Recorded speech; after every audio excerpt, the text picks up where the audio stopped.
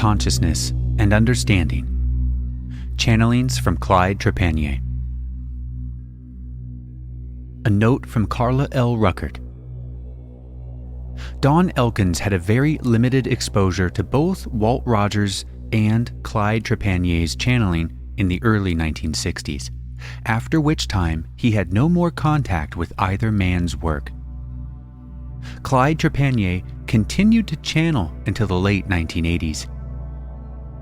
LL Research became reacquainted with this additional material of his in 2011, at which time we offered to create a section on the LL site to archive it. We would like to make it clear that the transcripts in the zipped file below, beyond the early 60s, do not have any direct relationship to LL Research. That material moves into areas which are not in congruence with the work of LL Research. Because of this, we would take a step back from recommending or endorsing it to anyone. It is, however, a part of the extraterrestrial channeling story that otherwise might have been lost to research.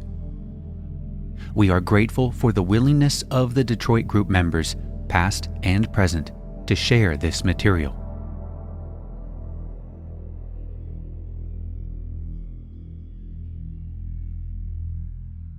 Man, Consciousness and Understanding. Volume 4, Sessions from January 1962.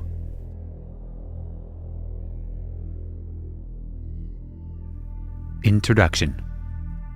The groupings of communications contained in this enclosure are informative teaching instructions for developing a better understanding of ourselves, of the problems of our modern times, and of the magnitude of the future lying before us. The nature and the text of these communications differ in respect to the many spiritual studies of truth available to the seeker. Therefore, a few words are necessary to explain their source. On and around our Earth, there exist millions of beings from other regions and other realms of the universe, who have attained a much higher and much greater degree of understanding in their evolution. To those who will listen, they extend their friendship and offer their understanding and wisdom that the Homo sapiens race on Earth might awaken unto themselves and work to usher in the new golden age presently dawning. Within these pages, the words you read are those received from physical beings aboard spacecraft who hail from other parts of the universe, and from wonderful, radiant beings who enjoy the perfect life in the higher realms of existence. The reader is to understand that these communications were received through a human channel, who was one among a small group of earnest seekers of truth. These words of enlightenment, even though spoken to a small group, also apply to the whole of mankind and may be used by any and all who are seeking a more abundant life. With their deepest love and blessings, these beings of higher understanding offer their knowledge to all who seek the truth.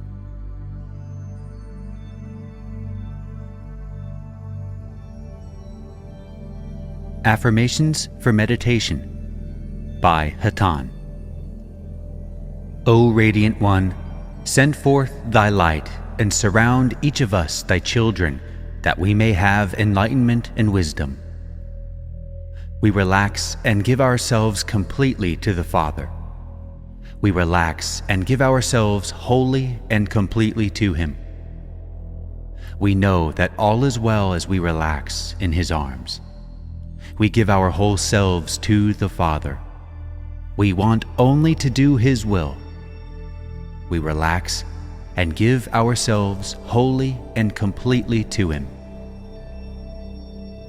I am His perfect child. He guides me and directs me. He continually surrounds me with His pure white light. I visualize this radiant substance of purest white until I actually feel the consciousness of the Father, His presence, His power, His light and love flowing through me. I relax in His presence. He is the ever-loving Father and Creator. He loves me and protects me. He is the one and only power and intelligence.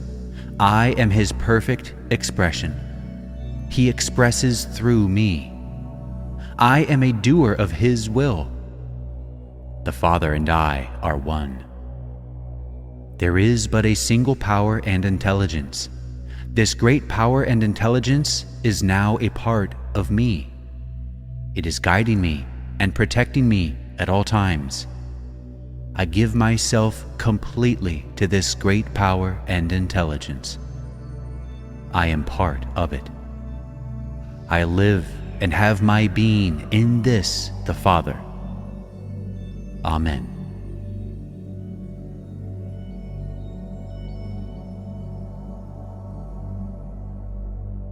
Friday, January 5th, 1962. Peace be with each of you, my friends. It gives me great pleasure to come among you in this manner and to have the opportunity to say to you a few words. I know that in your minds are many questions concerning the whys and wherefores of life as you see it. Perhaps to many of you, there seems to be great injustice in life, and I understand how this would appear. Yet I say to you that man will always be dealt with justly. In the times that are ahead, I am sure that you will see exactly what I refer to. For if there comes about upon your planet some of the conditions that have been described as possibilities, the degree of these possibilities depend entirely upon Earthman and what he chooses to do from here on. Your Creator is a loving and just Creator, and it is not His desire to have to, through His laws, destroy man, nor does He. The judgment that will be reaped upon mankind will be exactly that which He has brought upon Himself, and this can be to whatever degree He chooses through His own doing and thinking. Perhaps the word destroying may be misinterpreted here, but I refer to this at this time only as a civilization. These same souls have come up through at least 3 civilizations upon your earth and reached a point wherein they could have either developed into a civilization such as exists on many other planets in your system, but they chose to bring destruction upon themselves and return again to the state of cavemen, living and understanding, and start again to climb the ladder of becoming a race of men. Today, due to the moving of your solar system, it will not be possible for the present race to repeat again upon this planet its same pattern. You have been told that he who is righteous has nothing to fear, and this be true.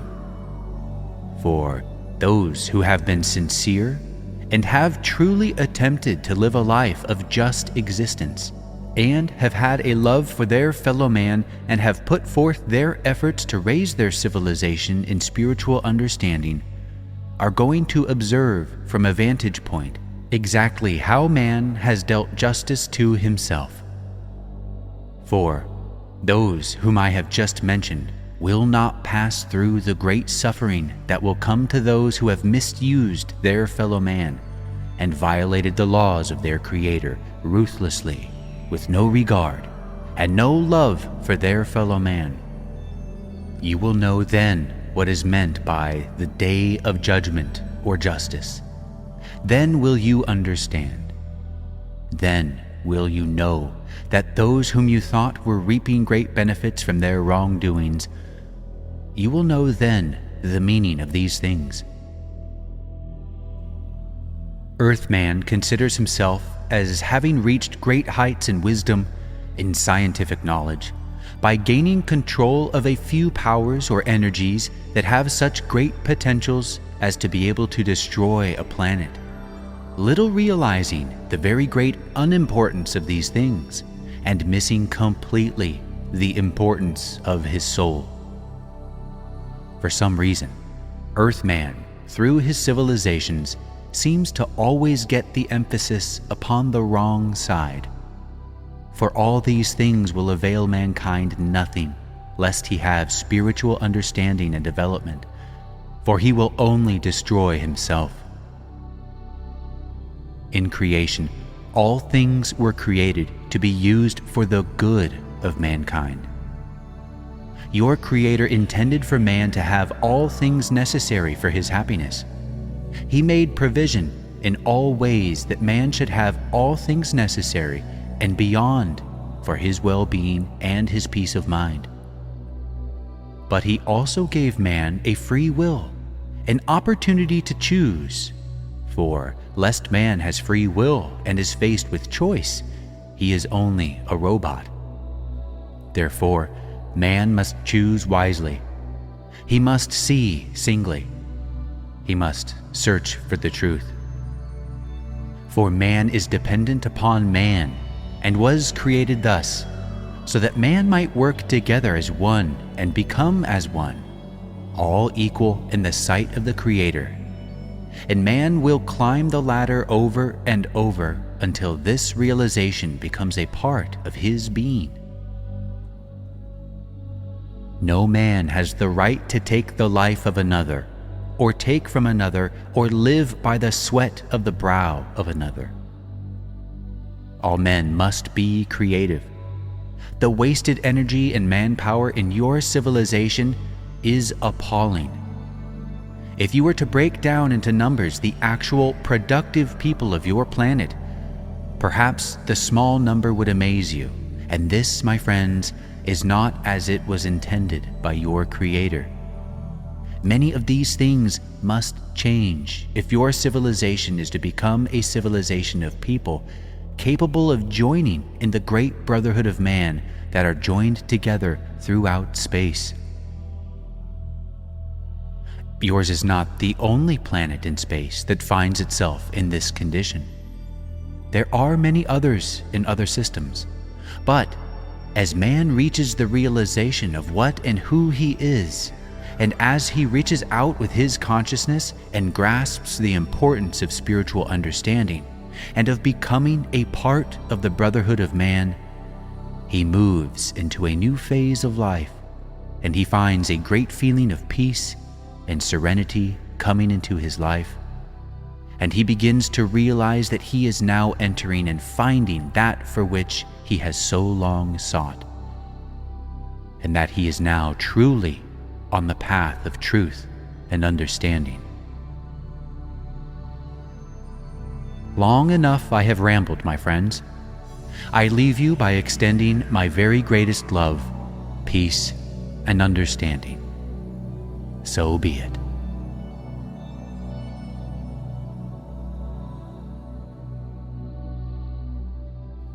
Thursday, January 11th, 1962. Peace, peace, peace. My beloved children, many times I have stood among you and peered deep into your innermost soul. But I do not see what you see when you look into a mirror, but rather I see a being of great beauty, of great depth, of strength. I see there a being ready to be awakened and blossom forth into the great being of love that you really are. And, beloved ones, when the day of the great unfoldment comes within you, you too will peer into the souls whom you observe, and will also see this beauty of which I speak. For, beloved ones, all mankind has this beauty within him. When you are able to see past the unreality and truly see into reality. As you move down the corridors of time, let your awareness grow. Observe the beauty that lies about you. Observe the handiworks of your Creator in His creations. Observe nature in the raw, in your plant life, your animal life, and then peer into the heavens and truly see the great works. Observe closely.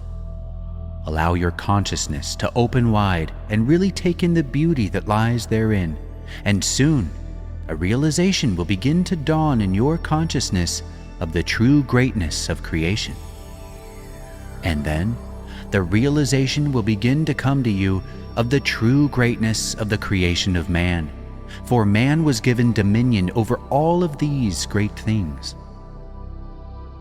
Man was given this great dominion, and the realization will begin to unfold, and you shall truly begin to realize just what man is. Not in an egotistical way that will inflate your ego, but in a humble and mature way. And you will begin to realize the responsibilities that have been placed upon mankind by being given this dominion and these powers. And a realization will come to you of how these great powers of man must be blended together to bring into being a complete brotherhood and understanding between man. And there shall begin to grow within your consciousness a realization of your great at-oneness with all of these things. And gradually you shall begin to blend yourself into this great sea of creation, into this great mass of mankind. And you shall begin to move into it and become one with it. And then a true understanding of creation and its mysteries shall begin a process of unfoldment within your being. And then, beloved ones, you shall be truly on the path of truth and understanding.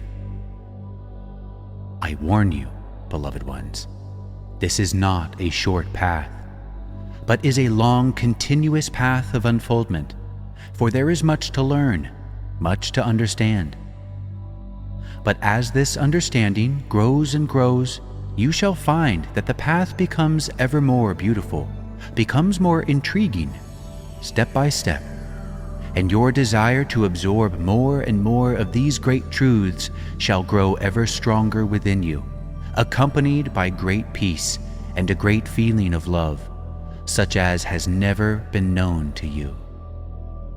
For the true concept of love does not really dawn in the heart of man until he has truly embarked upon this path. This, beloved ones, is beyond word of mouth to describe. It is much too beautiful to attempt to put into words, but rather is something for man to know, to experience. I say these things to you because I know within each of you is this tiny spark that is helping you ever onward to seek more. I know that this spark of desire to reach out is within each of you, and in my humble way, I attempt to fan this spark, to get it a little brighter, so that its influences will be more felt. And I know, as I peered into the innermost being of each of you, that this desire is much greater than you have recognized, and soon it shall burst into a flame that will bring warmth into your heart and help you to move in the direction and upon the path that you desire. My very, very deepest love and blessings I extend to each of you. Peace, peace, peace. So be it.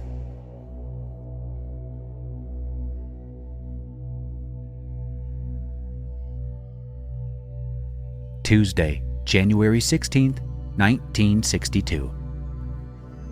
Good evening to you, my friends. I am Yum. It gives me great pleasure to once more come among my friends. I am sure that there are many, many questions in the minds of each of you. I shall not attempt to answer all of these questions, but perhaps in our discussion this evening, some of them will become more clear in your mind. The evolution of man, relative to time, perhaps, is not too easily conceived by some of you. The evolution of man is often spoken of by your peoples, and I am inclined to think that, perhaps too often, this is thought of by you in terms of one civilization. But my friends, this is not necessarily so. For in the evolution of Earth man, for instance, he has risen through more than one civilization to a point where he could have blossomed forth into a beautiful race of man. But due to unwise thinking or choosing, he has brought about a condition that has caused him to lose, temporarily, that which he has gained, for he did not take the right path. He chose a path of science without spiritual understanding. His interest, let us say, in the scientific was greater than his interest in the soul or the spiritual part of man. And as he moved forward in his advancement, gradually the scientific part moved farther and farther ahead of his spiritual part, and he came into possession of energies, powers, scientific knowledge which he could not cope with due to the lack of spiritual growth. In the case of the civilization prior to this one, man moved in much closer balance than he has in this present civilization. He reached a point where a great majority of the civilization had a very good spiritual understanding, along with scientific understanding. And his science reached a much higher evolvement than that which exists upon your planet today. But there was a point there that was reached when certain elements of civilization began to desire power over mankind. In other words, he began to doubt some of the truths he had learned in relation to universal law, and he allowed to grow within him the desire for power over his fellow man. And as this power began to increase, the desire began to increase more and more for himself. Thus, as man became weaker and weaker spiritually, his power began to destroy him. And eventually great chaos was brought about, and the destruction of a great race of people came about. And again they found themselves at the bottom of the ladder. They were the Atlanteans and Lemurians. Both races existed on this planet simultaneously. So man again is climbing the ladder of evolution. But this does not say that all men of this civilization are again climbing this ladder of evolution. For those of that time who remained steadfast in their pursuit of truth and understanding, and stayed steadfastly to the laws of universal love and understanding, have moved on in their evolution. But this was a great minority, and so shall that occur again. But man himself can only make this choice. Man has always the right to choose his path.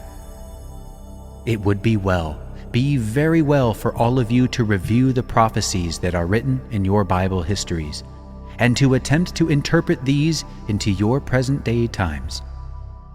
Read all of the prophecies given there. Read them well and interpret them into your present-day language.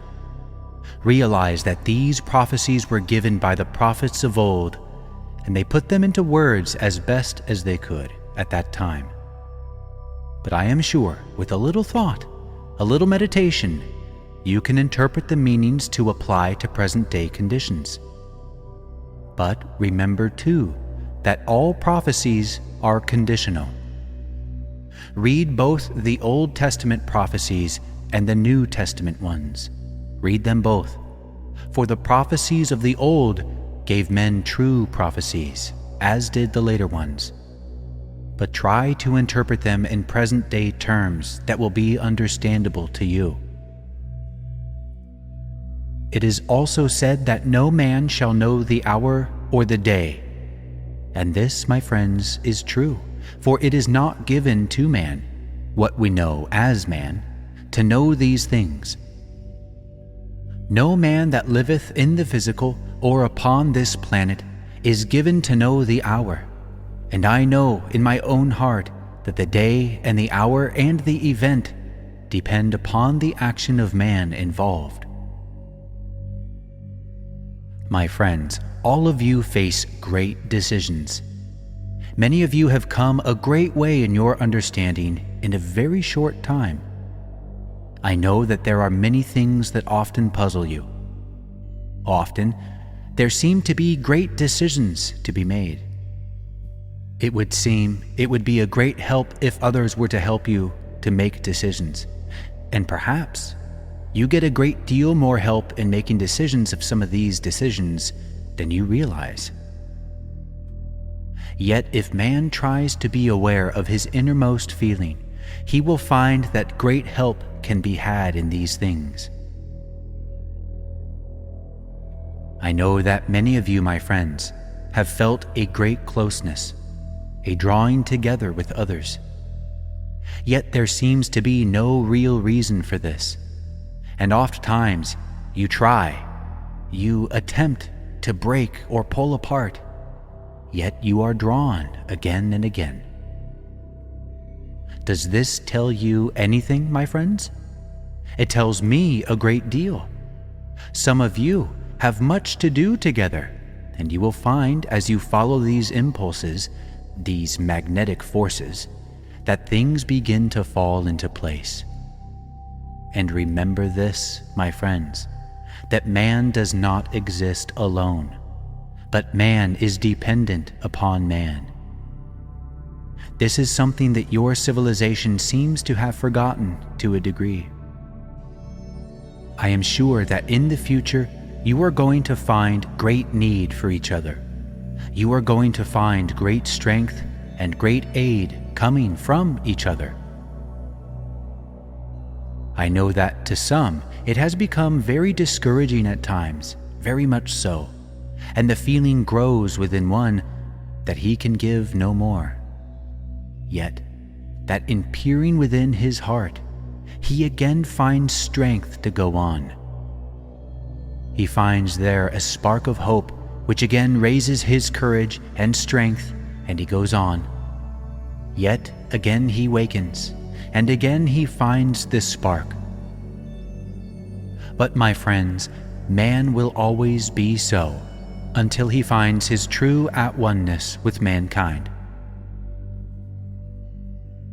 My friends, you have a wonderful road before you. The path that stretches before you affords great opportunities for each one to show his courage and his sincerity to be one in the brotherhood of mankind. I say to you, my friends, go forward with the light ever before you, taking advantage of every opportunity that presents itself for you to become a more pure child of creation.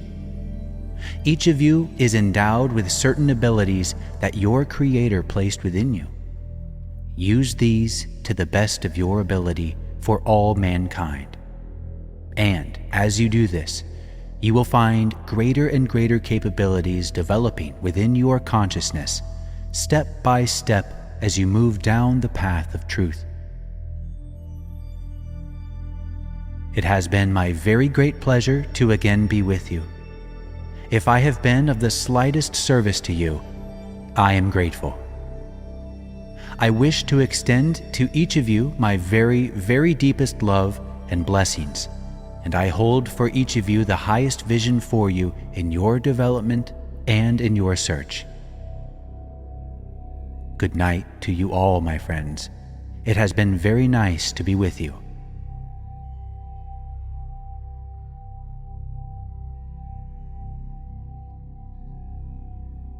Wednesday, January 24th, 1962.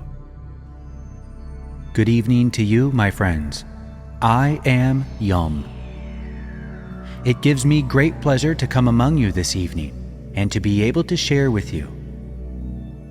I know that in the minds of many of you there is great wonderment, shall we say, as to what will take place due to the conjunction of the planets. So I say this to you, my friends. I am not a prophet. Therefore, I do not attempt to prophesy. But watch the events of this year very closely, for this will be a very eventful year. Some of the events that will take place are going to have great effect upon the future of the two great powers upon your planet today, and also upon your entire civilization. But also, the influence of this event will be much more far-reaching and will extend over many years to come. That is all I have to say concerning this. But I should like to, with your permission, speak to you for a little while concerning some of the other things that you were discussing earlier in your gathering. My friends, remember that you are living in a universe of energy. Even you yourself are pure energy. What you call electricity plays a great part in the function of your universe and your planet. And remember too that your planet is not only a great mass of substance, but it is in its own right an entity in itself. This, my friends, is something to consider. Perhaps this would be somewhat difficult to conceive, but nevertheless, this is true. And someday, as you come into a greater understanding of the function of your great universe, you will agree with me. But your planet is contained within an envelope that you call your atmosphere, and this is made up of many layers of various combinations of gases, and some of these contain pure gas of one kind or another, such as hydrogen. There is a layer around your planet which consists of pure hydrogen, and these layers are many and varied, but each has a definite function to perform. Your planet also consists of, or functions by, frequencies of vibration. That is to say, these have effects upon the planet and its atmosphere. Now, let us stop here for a moment and go to something else. Thought. You spoke of thought and its power.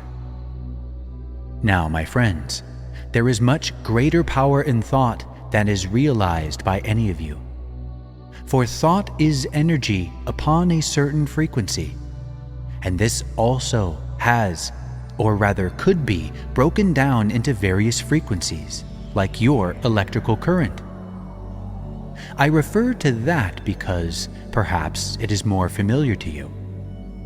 It has been proven by your own scientists that there are thousands and thousands of frequencies in your electrical current that can be transmitted on many thousands of frequencies, and frequencies far beyond what your scientists have discovered. They have not reached the ultimate of these things by far, but thought can also be transmitted on many frequencies, and this will determine the effect that it has upon the envelope of your earth. Now, my friends, here again, these energies, when they are released, do not cease to exist in a short time. They too go on into the envelope of your earth, and depending upon the frequency of vibration, or perhaps I should say, the frequency of vibration will depend upon...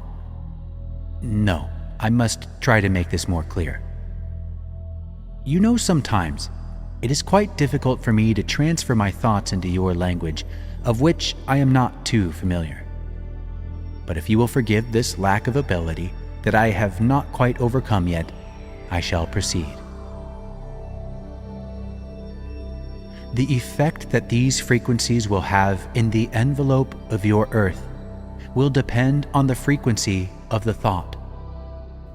Now, you say, what determines the frequency of the thought? There are several things there too.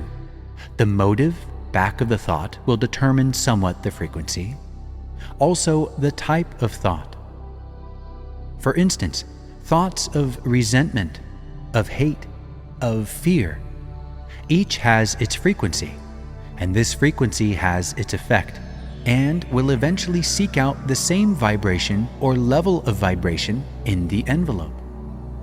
As this builds up in the Earth's envelope and becomes greater and greater in quantity, it will have its effect upon the Earth, because the Earth's envelope has an effect upon the Earth and determines what takes place.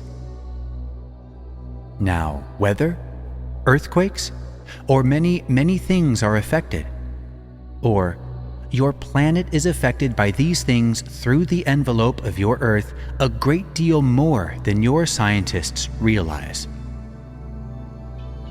You see, my friends, why a planet of people living in harmony, living for the good of each other, eliminating hate, resentment, greed, their minds working at all times in what you call positive thinking. You see why these planets do not face conditions that the planets do who do not recognize the importance of these things. So you see, it is very important we allow our minds to function. The act, my dear friends, is not nearly as important as the thought back of the act. For if it were not for the thought, the act would not occur. So that is why planet Earth faces what it faces today. In your religious books or your Bible, there is spoken something about a day of judgment, and some of your religions make a great issue of this. They believe that the dead shall come to life, and everyone shall be judged. Like, you've been good, you go here. You've been bad, you go there. Well, my friends, there is truly coming a day of judgment, but it shall not occur in this manner, for no great deity is going to sit upon a great throne and separate his sheep. But each man will receive justice according to his own thoughts. He shall bring upon himself his own judgment. Many of you, or should I say all of you, shall witness this judgment, for it does not matter if you are in this dimension that you call physical, chemical, or whether you are in what you call the astral life. The judgment day will be far-reaching and will include all of Earth people, regardless of the dimension they happen to exist in at this time. For there is very little separation between the two dimensions. In fact, if all of you had developed within you your full senses, you would know this. For in reality there is no separation. You have taking place a dimension within a dimension. But as you have been told before, those who have used their powers in the right way, who have attempted to live a life of justice, who have seen the needs of their fellow man and met them, who have faced up to their responsibilities, they have nothing to fear, for all shall be well with them. But they shall witness this judgment, and they shall understand. They shall know at this time that man is always dealt with justly through the laws of his Creator, and not by his Creator. That he brings about his own conditions, his own punishment, or whatsoever you should like to call it. Now, my friends, I think I have taken enough of your time. Perhaps one of the other teachers would like to speak to your group through one of the other instruments here. I understand there are others here. It has been my very great pleasure to spend this time with you. I wish to extend to this household my gratitude for accepting me into this household, and perhaps again we shall meet. I sincerely hope so. I wish to extend to each of you my very deepest love and blessings, and may each of you reach the heights that you are seeking in your understanding. I encourage each of you to search diligently. Good night to you, my friends. It has been my very great pleasure to be with you.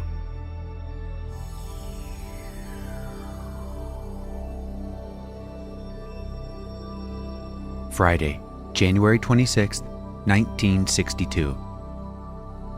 Peace be with you, my friends. First, I should like to commend you all for banding together in groups such as this to attempt to expand your consciousness. Too few people upon planet Earth today are making any attempt to do this. You are told by your astrologers that you live in an ever-expanding universe, and this be true. And if this be true, then man must also be continually expanding his consciousness if he is to grow with the universe in which he lives. Man of Earth has not done well in this subject. His efforts are too often spent in the wrong direction. He attempts too often to do things in his way, and thus he finds himself in conflict with the great laws of the universe. If you are to discover the laws of the energies that nature has supplied to bring about the functions of the laws that cause the planets throughout the universe, the stars, and all things to function as they were intended, then first you must observe the action of these energies. Observe them closely.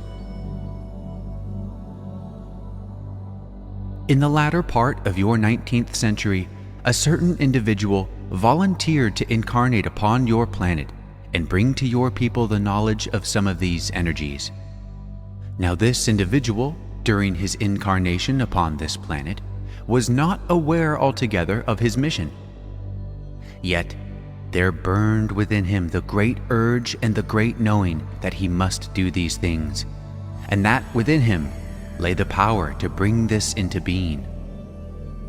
And also a great knowing lay within the consciousness of this individual that, in order to bring this into being, he must observe. He must observe the actions of nature. He must study very closely her actions and reactions. And so this he did. And as he observed these actions and reactions with great intensity, he found surging up within him great revelations concerning these things.